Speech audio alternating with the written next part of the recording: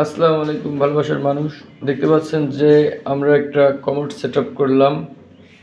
আসলে জায়গা যদি কস বা ট্রাল হয় তো সেক্ষেত্রে কাজ করলে কাজের ফিনিশিংটা ভালো হয়, বাট দেখতে কিন্তু সুন্দর লাগে না।